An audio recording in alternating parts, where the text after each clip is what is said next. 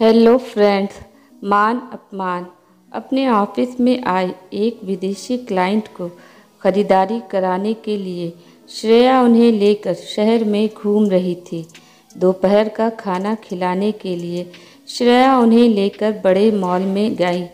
खाने के लिए वेटर को ऑर्डर देकर उसने सिर घुमाया तो काउंटर पर खड़े मनीष जैसे किसी व्यक्ति को देखकर वो हैरान रह गई। वो व्यक्ति पीछे से बिल्कुल मनीष जैसा दिख रहा था। श्रेया ने अभी वहाँ से अपनी नज़र भी नहीं घुमाई थी कि वो व्यक्ति पलटा और दो बच्चों की उंगलियां थामे एग्जिट की तरफ बढ़ गया। अपने विदेशी मेहमानों से माफ़ी मांगकर श्रेया मेन डोर की ओर लपकी थी, क्योंकि वो इस सच को जानना चाहती थी कि क्या वो वाकई मनीष है, और यदि वही है तो उसे श्रेया ये जता देना चाहती थी कि उसने उसे मॉल में एक औरत के साथ घूमते देख लिया था। मनीष तब तक बाहर निकल गया था और उसके साथ चल रही औरत और बच्चों को श्रेया ने अच्छी तरह से पहचान लिया था, लेकिन ज़्यादा दूर तक उनका पीछा करना उसके लिए संभव नहीं था, क्योंकि उसके विदेशी मेहमान उसका इंतज़ार कर रहे थे। अपना काम ख़त्म कर वो घर पहुंची तो बेहद गुस्से में थी।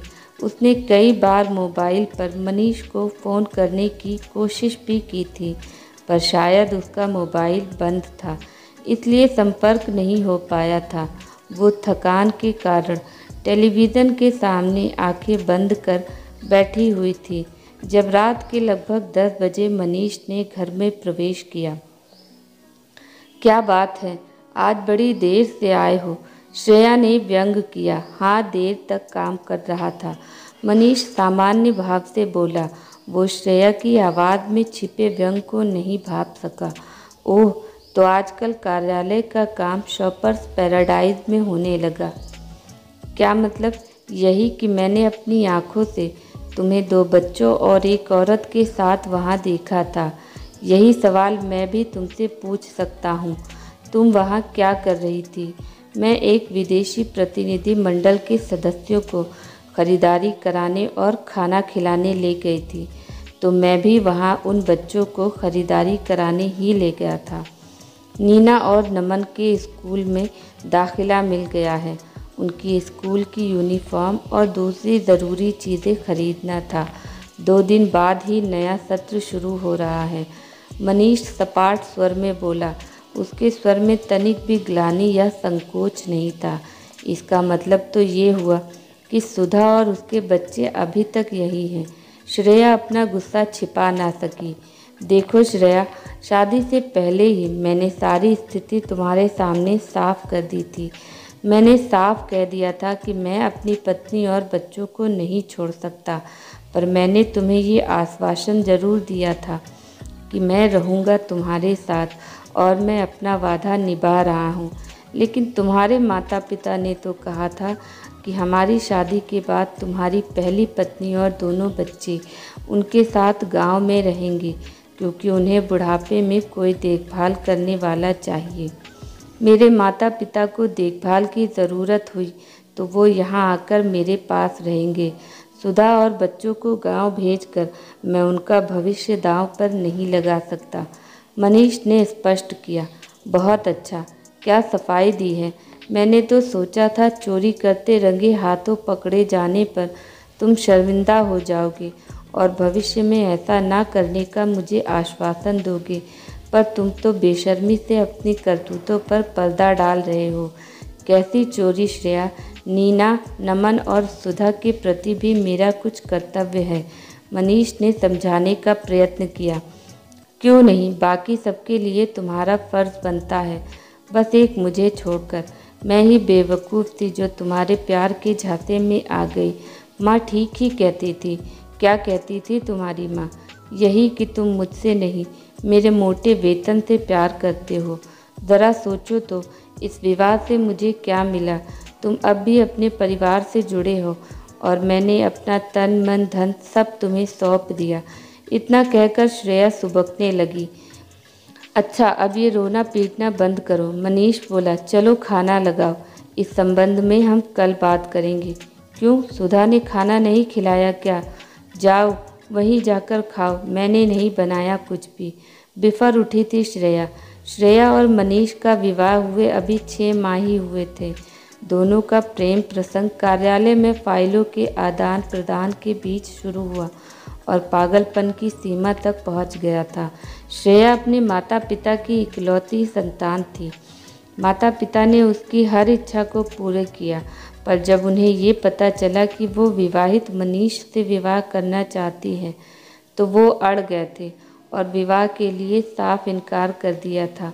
श्रेया और मनीष को ना मानना था ना माने, दोनों परिवारों की इच्छा के विरुद्ध उन्होंने विवाह कर लिया था। श्रेया को तो ये भी चिंता नहीं थी कि मनीष ने अपनी पहली पत्नी को तलाक देने से भी साफ मना कर दिया था। उसे तो मनीष के प्यार में इतना अटूट विश्वास हो गया था कि किसी के समझाने बुझाने का उस पर कोई प्रभाव ही नहीं होता था। विवाह के बाद वो प्यार और विश्वास धरा का धरा रह गया था। श्रेया को प्रतिपल मनीष का पीछा करने का मन होता। अब वो मनीष पर अपना एकाधिकार चाहती थी। दिन में 4-5 बार उसे फ़ोन करती। वो कहीं भी जाता तो उसे किसी न किसी प्रकार उस पर नज़र रखने का प्रयत्न करती। आज मेरा खाने का डब्बा बंद मत करना, आज ऑफिस में पार्टी है। उस दिन तैयार होते समय मनीष ने उसे सूचित किया था। सच में पार्टी है या यूं ही बहाना बना रहे हो? श्रेया ने पूछना चाहा पर चुप रह गई थी। वो जानती थी कि कुछ भी पूछने से मनीष भड़क उठेगा। मनीष के घर से निकलते ही उसने कार्यालय में अपने अस्वस्थ होने की सूचना दे दी और फिर उसकी डायरियों के पन्ने पलटकर सुधा के घर का पता ढूंढ निकाला। दोपहर के भोजन के समय उसने सुधा के द्वार पर दस्तक दी थी। दरवाज़ा सुधा ने ही खोला था और सामने श्रेया को देखकर खड़ी सी रह गई थी। कहिए, कुछ समय बाद उसके मुंह से इतना भर ही निकल सका। मनीष को बुलाइए, मैं उससे मिलने आई हूँ, श्रेया ने आग्रह किया था। ये बात तो मुझे आपके घर जाकर आपसे कहनी चाहिए। अब क्या आपको ये भी याद दिलाना पड़ेगा कि मनीष अब यहाँ नहीं रहते? सुधा ने अपने स्वर को नियंत्रण में रखते हुए कहा। यही तो मैं आपसे पूछने आई हूँ कि जब मनीष यहाँ नहीं रहते तो आप यहाँ क्यों रह रही हैं? इस शहर में रहने के लिए आपकी इजाज़त लेनी पड़ेगी। आइए, अंदर आइए। ये बातें शांति से घर में भी की जा सकती हैं। पड़ोसियों को तमाशा दिखाने का क्या लाभ? सुधा सौम्य पर दृढ़ स्वर में बोली। एक क्षण को संकोच किया था श्रेया ने, पर दूसरे ही क्षण अंदर जा बैठी। न जाने क्यों मनीष की गृहस्थी पास से देखने का उसका मन हो आया था। ड्राइंग रूम में बैठकर श्रेया हैरान रह गई। हर दीवार और हर कोने में मनीष की उपस्थिति उसे मुंह चिढ़ा रही थी। सुधा और बच्चों के साथ मनीष के बड़े बड़े छायाचित्र दीवार पर लगे थे। हंसते मुस्कुराते प्रगाढ़ संबंधों का परिचय देते हुए चित्र एक सुखी परिवार का आभास दे रहे थे। इतने प्रगाढ़ पारिवारिक संबंधों को छोड़कर वो कैसे उसकी ओर आकर्षित हुआ था, ये बात श्रेया के अवचेतन में अब भी प्रश्न के रूप में कौंध रही थी। अब वही विचार प्रतिपल बढ़ती तीव्रता से उसे परेशान कर रहा था कि मनीष को बांध कर रखने के लिए उसके पास कोई बंधन नहीं था। उसे तस्वीरों में खोए देखकर नमन धीरे से उसके पास आ खड़ा हुआ। आंटी, आप क्या देख रही हैं? उसने प्रश्न किया था। यूँ ही ये तस्वीरें देख रही थी मैं। प्रश्न चुनकर चौंक गई थी श्रेया। वो मेरे पापा हैं, वो मेरी मम्मी हैं और वो छोटा बच्चा है ना, वो मैं हूँ। नमन के इस भोलेपन को देखकर श्रेया ठगी सी रह गई थी। इधर आओ मेरे पास। श्रेया ने नमन को बुलाया तो वो आकर उसकी गोद में बैठ गया था और नीना भी उसके पास आ खड़ी हुई थी। तभी सुधा कुछ जलपान लेकर आ गई। नीना, नमन, आपने आंटी को नमस्ते किया या नहीं? सुधा ने नीना के हाथ नमस्ते की मुद्रा में जोड़ते हुए कहा था। नमस्ते आंटी जी।